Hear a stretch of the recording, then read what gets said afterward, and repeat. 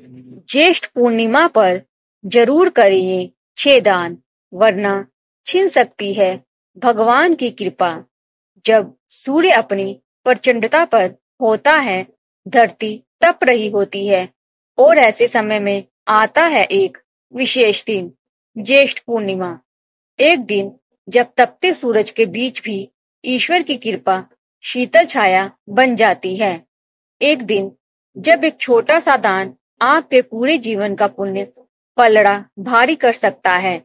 आज की इस दिव्य कथा में जानिए ज्येष्ठ पूर्णिमा का पौराणिक महत्व, किन चीजों का दान करें, कौन से कर्म करने से ईश्वर की कृपा बनी रहती है और वो विशेष उपाय जो आपके जीवन की पीड़ा हर लेंगे।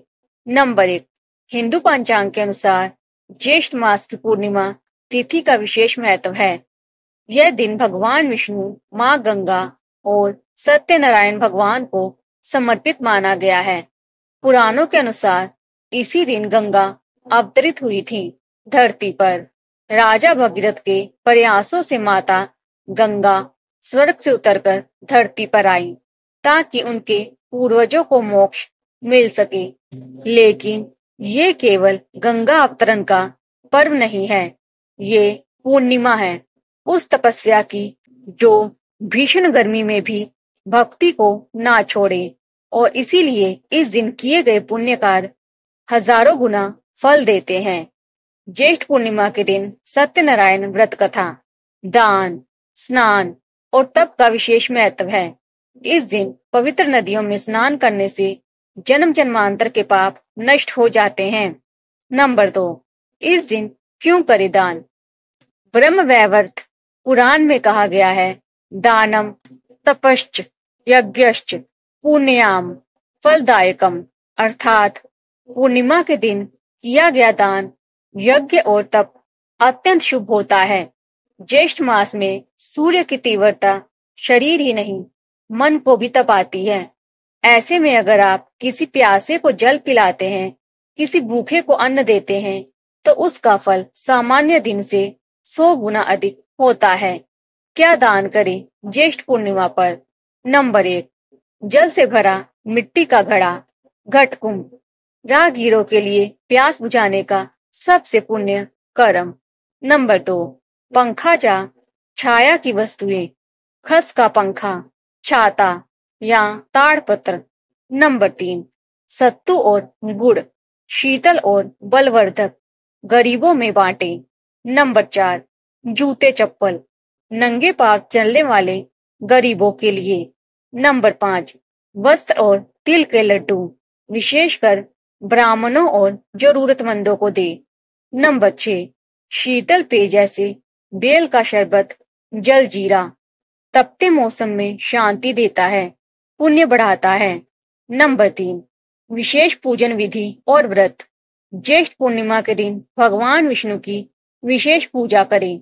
आप चाहे तो सत्यनारायण व्रत कथा भी कर सकते हैं, जो इस दिन अत्यंत फलदायक मानी जाती है। पूजन विधि। नंबर 1, प्रातःकाल स्नान करें, संभव हो तो गंगा जल से। नंबर 2, व्रत संकल्प ले, मैं भगवान विष्णु की कृपा हेतु आज उपवास करूंगा। नंबर 3, पीले वस्त्र धारण करें। नंबर 4, भगवान विष्णु को पंचामृत स्नान कराएं। नंबर 5, तुलसी पत्र, केला, गुड़, सत्तू का भोग लगाएं। नंबर 6, फिर सत्यनारायण व्रत कथा सुने और प्रसाद वितरण करें। मंत्र, ओम नमो भगवते वासुदेवाय। इस मंत्र का 108 बार जाप करें। नंबर 4, ज्येष्ठ पूर्णिमा पर गुप्त टोटके व उपाय। कई लोग जीवन में धन की कमी, स्वास्थ्य समस्याएं या पारिवारिक अशांति से जूझते हैं। ज्येष्ठ पूर्णिमा पर कुछ विशेष उपाय हैं जिनसे जीवन की परेशानियां धीरे धीरे समाप्त होने लगती हैं। विशेष उपाय। नंबर 1, तांबे के लोटे में शहद और गंगा जल मिलाकर पीपल में चढ़ाएं, शनि दोष कम होता है। नंबर 2, छोटे बालक को छाता और सत्तू दान करें, संतान सुख में वृद्धि। नंबर 3, काले कुत्ते को गुड़ की रोटी खिलाएं, राहु केतु की पीड़ा से मुक्ति। नंबर 4, किसी वृद्ध को पैर धोने को कहें और तौलियां दे, पूर्वजों की आत्मा तृप्त होती है। नंबर 5, शिवलिंग पर ठंडा दूध और चंदन चढ़ाएं, मन को शांति और चित्त को स्थिरता मिलती है। मथुरा के पास एक गांव में रहते थे पंडित रामेश्वर जी। उम्र 75 वर्ष। हर साल ज्येष्ठ पूर्णिमा पर पीपल के नीचे जल और सत्तू बांटते थे, लेकिन एक साल वो बहुत बीमार पड़ गए। उन्होंने बिस्तर से ही संकल्प लिया कि इस बार भी किसी को जल जरूर देंगे। उन्होंने अपने पोते से कहा, बेटा, मेरे नाम से बस एक लोटा ठंडा जल राहगीर को पिला देना। बच्चा जब गांव की सीमा पर पहुंचा, एक वृद्ध तपस्वी आया, जल लिया, आशीर्वाद दिया और अगले ही दिन रामेश्वर जी को जो बीमारी थी वो बिना दवा के ठीक हो गई। लोग कहते हैं वो कोई साधारण व्यक्ति नहीं था, शायद भगवान विष्णु स्वयं दर्शन देने आए थे। दान सिर्फ धन नहीं होता, दान होता है भावना का। कोई मुस्कान दान दे, कोई पानी, कोई ज्ञान। ज्येष्ठ पूर्णिमा हमें सिखाती है, जब सूरज सबसे ज्यादा तपाता है तब हमें सबसे ज्यादा दया करनी चाहिए। जिसने इस दिन एक प्यासे को जल पिलाया, समझो उसने प्रभु को जल पिलाया। तो आइए इस ज्येष्ठ पूर्णिमा पर हम भी एक घड़ा जल, एक छाता, एक गिलास शरबत किसी जरूरतमंद को दान करें और ईश्वर की कृपा को अपने जीवन में सदा सदा के लिए बुला लें।